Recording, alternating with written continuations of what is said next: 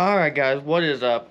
So with doing everything to the front end the other day and finally getting it done, not yesterday but the day before, I was trying to go in yesterday to get the alignment done. I had everything set up and ready to go. I took the truck, I was backing the truck out of the garage yesterday and it didn't go as planned at all. I was turning the steering wheel, and as I was turning the steering wheel, I noticed a couple different things that had happened, which prevented me from actually. I had pulled the truck back in, and I had to go back through and redo a couple things, and yeah.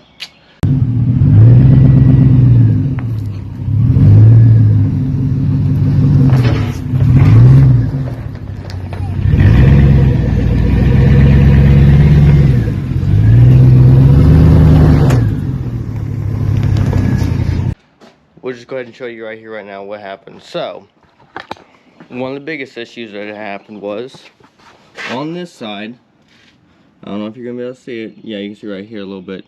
The tie rod right here would hit against the bottom part of the sway bar at full turn this way towards us. It would hit right here. I've adjusted this part because the sway bar was pushed this way too far. So I pushed it back that way a little bit, which helped it a little bit. But it barely hits on that side. On the other side, on the driver's side, it barely hits. But it definitely scrapes a good chunk right here, which you can kind of see. But I actually ended up talking to the manager again for Kryptonite, and he was I actually got a hold of him on the phone. He was talking to me. He wanted pictures of everything, and what he told me, and I agree, is the fact that we don't have enough thread on equal sides. So what they like to see is equal thread on both sides, and what I mean by that is the same amount of thread on this side, or as much thread, something close to this amount, should also be up here on this amount. Well, it's my first time doing tie rods ever, so I thought I'd be fine as long as the overall length matched up on both sides to what the other old ones were. Apparently that's not the case. So I have to go through and try to match up this with this as best I can. This has 13 threads showing. This only has like 6 threads showing on this top part. So I gotta go and take this top part and undo it, and take this bottom part and undo it, and slide this whole thing down a little bit, screw it down.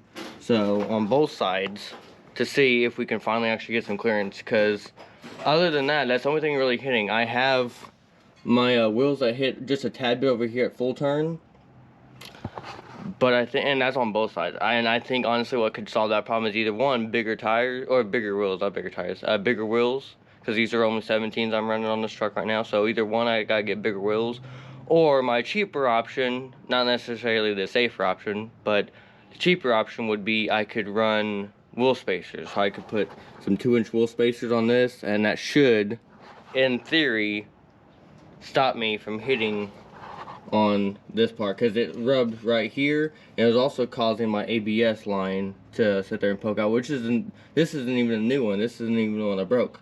The one I broke is on the other side.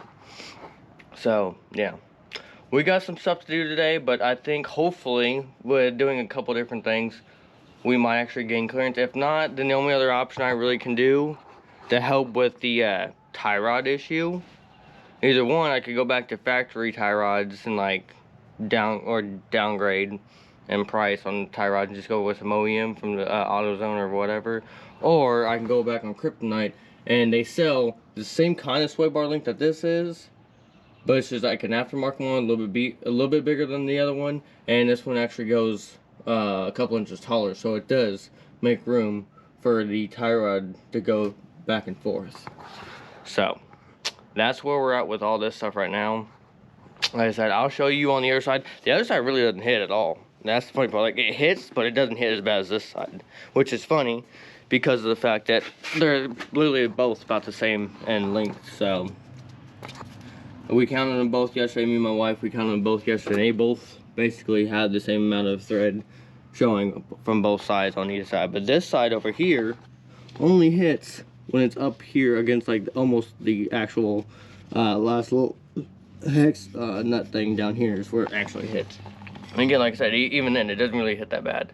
It like barely even touches it at full turn. So And the other thing I think is crazy is the fact that this wheel over here doesn't hit on this side at all, but the other side does. So I went ahead and adjusted this side up here on both sides to where everything lined up with both sides of it. Now the only reason I could say is that this side might not hit the wheel part over here is because this wheel, whenever I originally broke my ball joint, it carved out all the way around a little bit. Not bad, not terribly bad, but it carved out some metal off of this.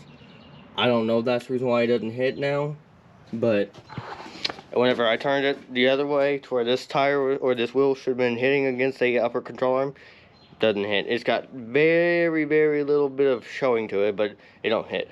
Like I said, I think I might have to just run some wheel spacers right now until I can get bigger wheels on here, which the plan was to get bigger wheels anyways once I got this done. But yeah, so we're gonna try to do a couple things, and we're gonna see what happens. So a little longer than a few minutes later.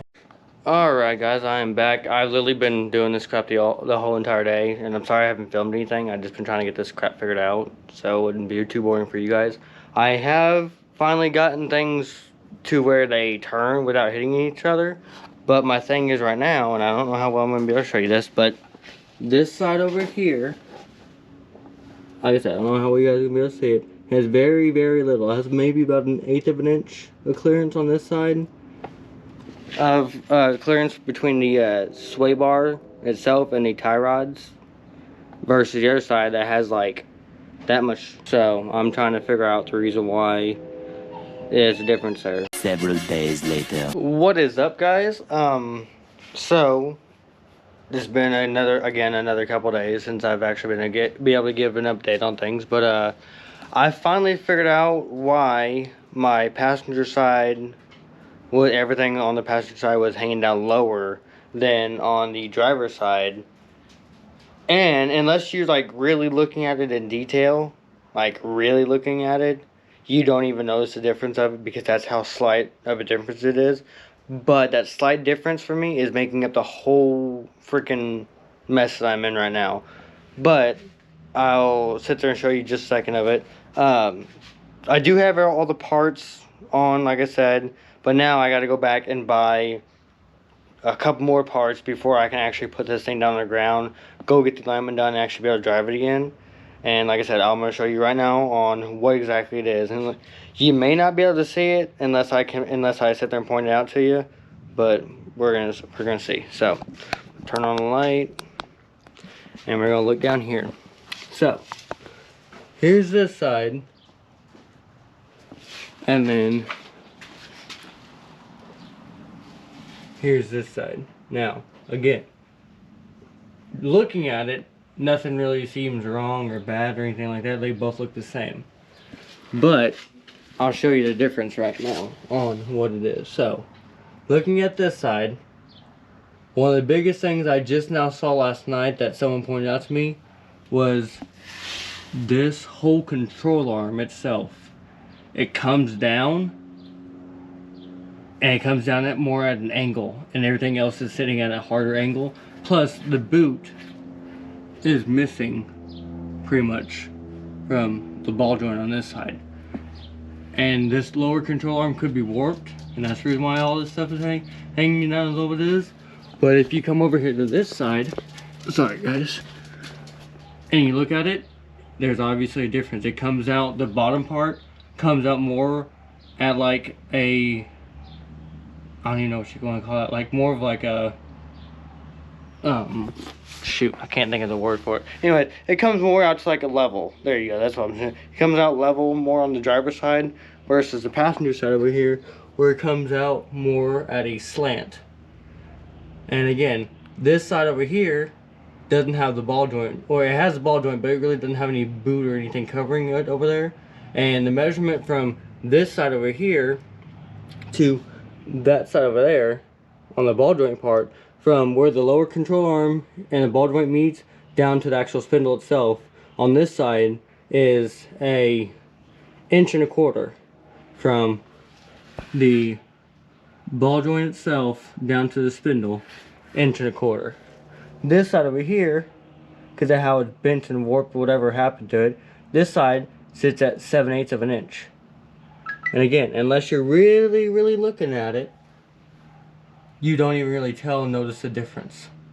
I mean, you really got to tell and look at it. I sit there and I spent most of my day Friday and most of my day Saturday out here, just sitting here looking at it. Couldn't even figure it out, couldn't see anything. And I mean, I took off this whole entire side over here. Everything I put on. Upper control arm, sway bar link, tie rod. I took all the stuff that I put on off.